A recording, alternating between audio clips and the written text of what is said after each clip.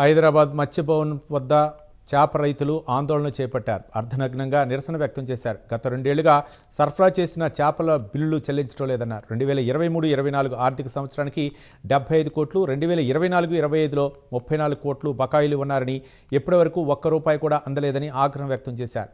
రైతుల ప్రభుత్వమని చెప్పుకునే CM Revanth Reddy, deputy CM బట్టి విక్రమార్క తమ సమస్యలపై ఎందుకు స్పందించడం లేదని నిలదీశారు.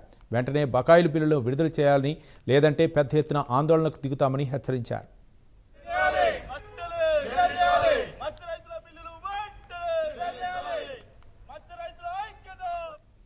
తెలంగాణ రాష్ట్ర ప్రభుత్వం మత్స్యశాఖ ద్వారా నిర్వహించిన మత్స్యశాఖకి తెలంగాణ రాష్ట్రంలో చేప పిల్లలు సరఫరా చేసినామన్నా.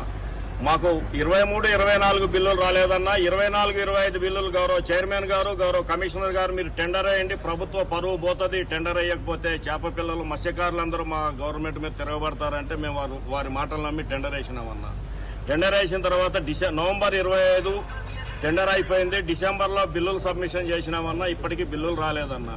మా దాంట్లో 2 హెక్టార్ల నుండి 10 హెక్టార్ల దాకా ఉన్న రైతులు, చిన్న సన్నకారు రైతులు ఉన్నాం. మేమంతా భూములన్నీ తాకట్టు కూడా కాదన్నా, తాకట్టు కూడా పైసలు లేకపోతే రిజిస్ట్రేషన్ చేసి డబ్బులు తెచ్చి టెండర్ చేసినాం. ఈ రోజు ఇంకా 2 నెలలు అయితే మేము భూములు ఇడిపించుకోకపోతే మా భూములు వాళ్ళకి వెళ్ళిపోతాయి అన్న.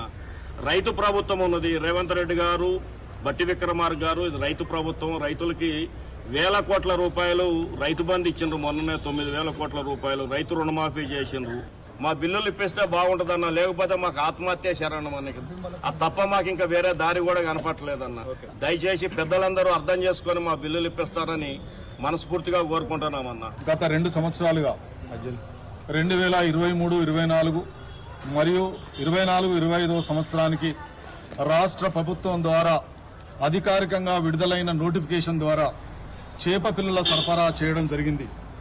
అలాంటి మా రైతుల పట్ల మేము 2023-24 సంబంధించినటువంటి టెండర్లో చేసినటువంటి బిల్లులు కనీసం 74 కోట్లుంటే, ఆ యొక్క పరిస్థితుల్లో మేమంతా దాదాపు సంవత్సరాల తర్వాత మేమందరం 2023-24 సంబంధించిన విషయంలో హైకోర్టును ఆశ్రయించి కోర్టు పరిధిలోకి పోవడం జరిగింది. మరి తప్పకుండా మా బిల్లులు ఇప్పించాలని చెప్పి కోరుతా ఉన్నాం, విజ్ఞప్తి చేస్తా ఉన్నాం. మరి అందుకే మా యొక్క బాధలు వ్యక్తం చేయడానికి ఈ రోజు ఈ యొక్క అర్థనగ్న ప్రదర్శన చేస్తా ఉన్నాం.